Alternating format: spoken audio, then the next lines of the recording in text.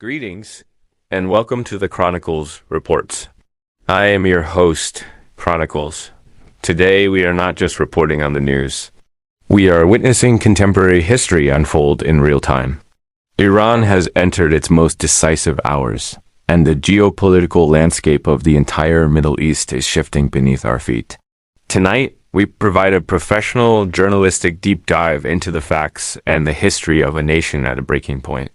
We will analyze how these monumental historical events impact global politics and, ultimately, your daily life from international diplomacy to the very price you pay at the gas pump. This is an educational exploration into the structures of power, the linguistic roots of a theocracy, and the arguments surrounding a regime in transition. The current situation is, by all historical accounts, unprecedented. For decades, the Iranian regime has functioned through a highly centralized leadership. However, recent events have seen virtually the entire senior leadership of the Ayatollah's regime decapitated. Currently, military operations by international actors, including Israel and the United States, have intensified. But notice the shift in strategy.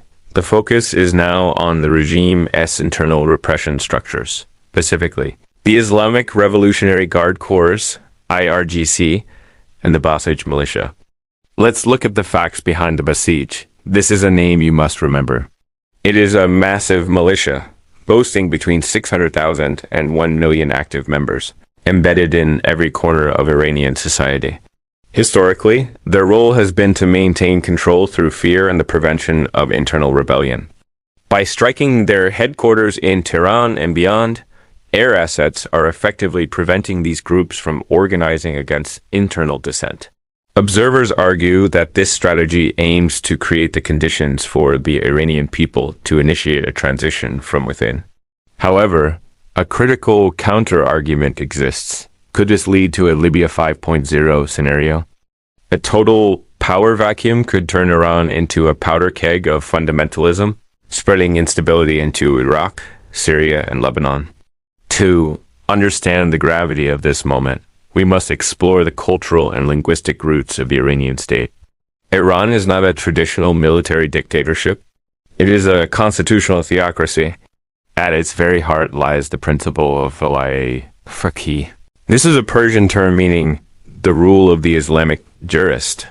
This doctrine, solidified after the 1979 revolution, dictates that ultimate power resides not with the people, but with a cleric qualified to guide the community in both religious and political matters. In this system, the supreme leader acts as both Caesar and Pope. But what happens when the center cannot hold? Under Article 111 of the Iranian Constitution, the system is designed with redundant collegial bodies to prevent immediate collapse.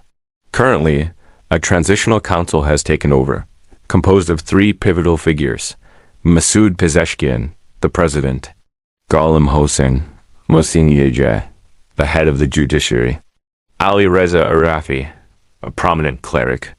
The question of who will become the next permanent supreme leader lies with the Assembly of Experts, a body of 88 high-level clerics specializing in Islamic law.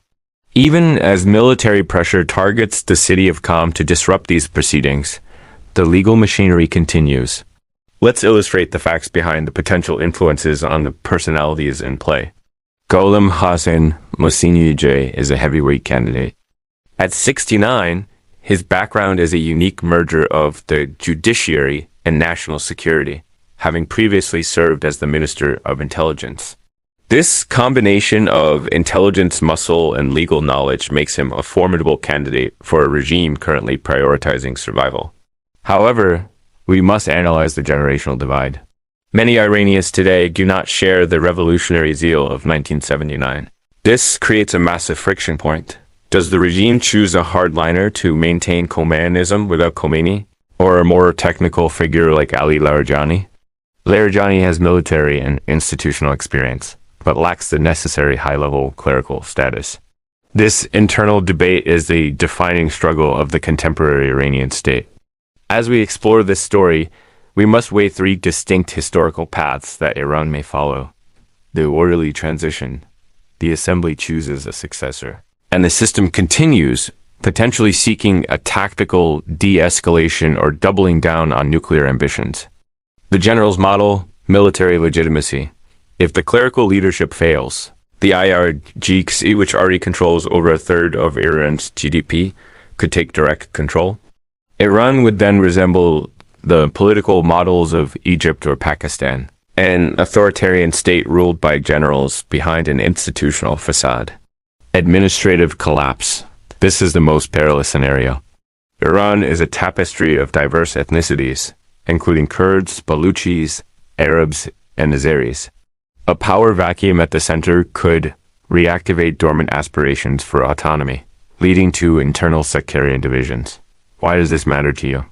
Beyond the maps and the politics, there is a direct economic impact on your daily life. Global energy markets are already reacting with volatility.